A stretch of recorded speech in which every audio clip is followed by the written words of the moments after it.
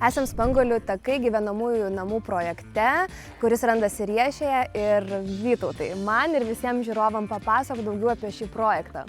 Taip, tai yra didžiulis šeimyninis kvartalas, uždaras, iš 68 namų. Namai yra 1 aukšto, 2 aukštų. Tai yra didžiulė teritorija namams, tai yra 4,5 hektaro ir yra 1,5 hektaro didžiulė teritorija laisvalaikio zonų. Su paplūdimiu, su teniso aikštelėm, su tinklinio aikštelėm, su aukurais. Jeigu apsigyveni čia, iš čia gali niekur ir nevažiuoti. Turi viską, ko reikia. Tai va būtent ir stengiamės sukurti tokią atmosferą, kad žmonės, kurie čia įsigyja namus, jiem nebereikia vaikų vežti į kažkokią žaidimo aikšteles. Jie gali ramiai juos paleisti būtent į tą laisvalaikio zoną, kuri yra uždara, su tvara ir magnetukais galima bus patekti į vidų. Labai gerai. Tai yra privati teritorija, kur galės vaikai ir suaugę leisti labai fainą laiką. Beje, 1,5 hektaro laisvalaikio zonos teritoriją prižiūrės projekto administratorius.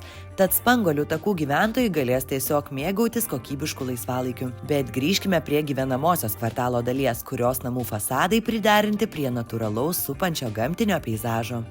Kalbant apie 1 aukšto namus, galiu paminėti, kad kvadratūros svyruoja nuo 102 iki 105 kvadratų, 2 aukštų namai nuo 115 iki 118 kvadratų. O kokie didžio sklypai prie namo? Tiek 1, tiek 2 aukštų namai turi labai panašius 5, 6, kai kurie netgi 7 arų sklypus. Tai ir grilio zonai, ir poilsio, ir net baseiną. Viskas tils.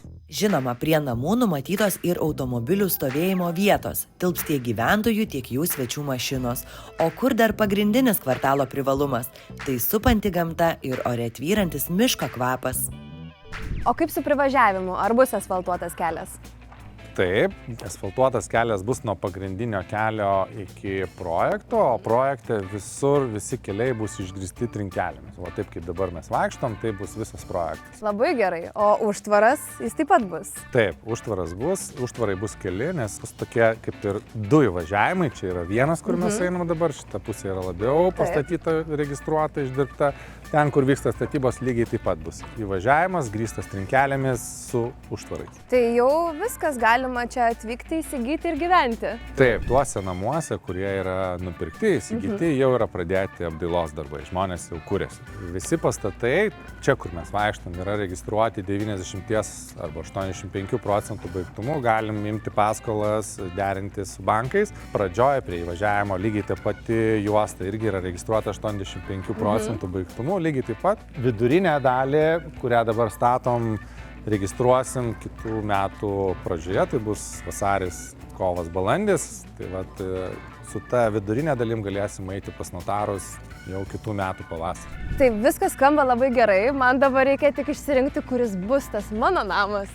Taip, aš tau padėsiu išsirinkti patį geriausią. Labai gerai, einam.